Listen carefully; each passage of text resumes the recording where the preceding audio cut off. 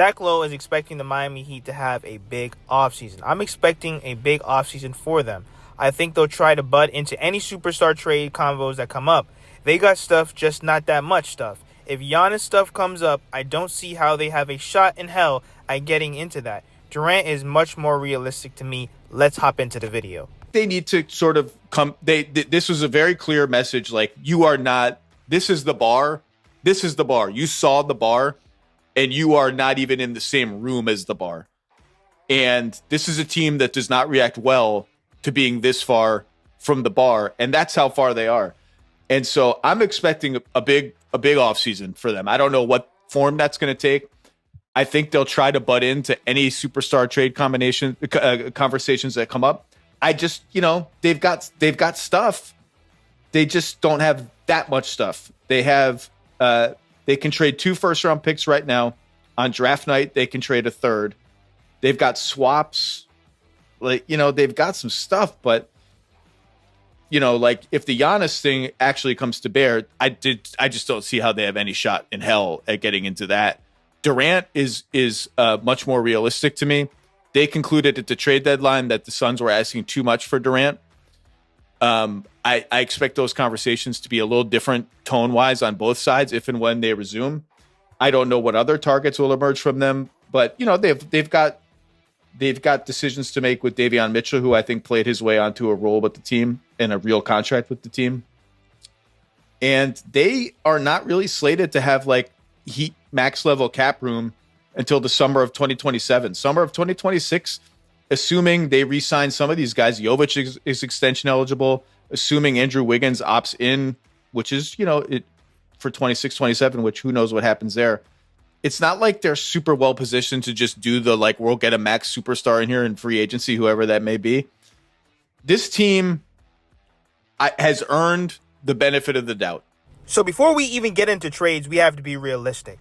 What is this Miami Heat team going to do going into the future? Are they going to keep Tyler and Bam? Are they going to trade Tyler? Are they going to trade Bam? You have Tyler Hero's extension coming up, which when it comes to his extension, I'm going to hold off on that for right now. He's going to have to give me another season like what he just did. Just because you did it one time doesn't mean that I'm just going to give you buku bucks, all because you were playing 82 games or close to and you were an all-star. We're hoping that you're healthy. We expect you to play well. So I'm not just going to give you the money because you had one good season. Now, when it comes to Bam Adebayo, there's a lot of people that want to trade him only because he's going to give you the most value. I don't necessarily agree with trading Bam. I think that if you're going to trade somebody, it's going to have to be Tyler, or you keep both and see what you can do with the roster. But that is what the Miami Heat need to figure out. There's some people that want to completely retool. There's some people that want to blow up the team. And then there's some people that want to either trade Bam or Tyler. The Miami Heat need to make up their mind. Then they need to pick a direction on what they're going to do with this team. Same thing with the role players on this team. What are they going to do with Jaime? Do they think he's going to have a bounce-back season? What are they going to do with Jovic? Can he actually fit on this team, and can he stay healthy? What are they going to do with role players like Tyler and Duncan, which, they have up and down seasons. Terry has been a huge disappointment. Andrew Wiggins, does he want to be in Miami? So there's a lot of questions when it comes to what are the Miami Heat going to do going into this offseason.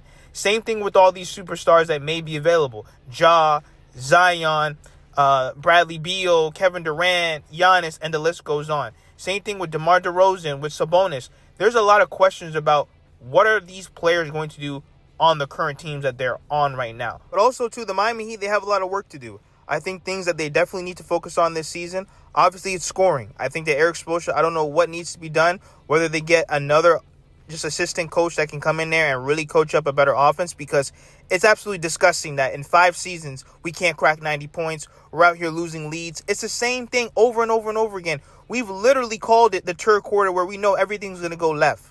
I just don't understand that at all. We are going to need to get away from this whole grit and grind. I think that there's a time and place for that. I don't want to really hear Heat culture for a while because I don't see that on the court. I don't really see guys giving 110% and really out-grinding people in these games. I see people quitting. And yes, we need quality talent on this roster. I am tired of being the underdog. I'm tired of being, don't worry, we're going to muscle it out. Oh, no, we love the hard times. No one loves the hard times.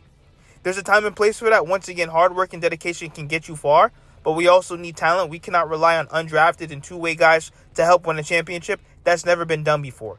We need a well-rounded team, and we need players that are going to maximize our best players. Point blank, period. So once again, Pat Riley, we're going to need athletic guys. We're going to need some point of attack defenders, and we're going to need some scorers. I'm tired of the undrafted foolishness, and I want real talent around our best players. That's how we won championships in the past, and that's how you're going to win championships right now. Not this whole big three, big four stuff. No.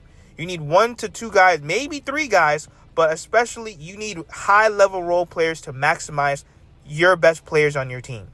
Let me know what you guys think in the comments. Hit that subscribe button, and thank you for all the support.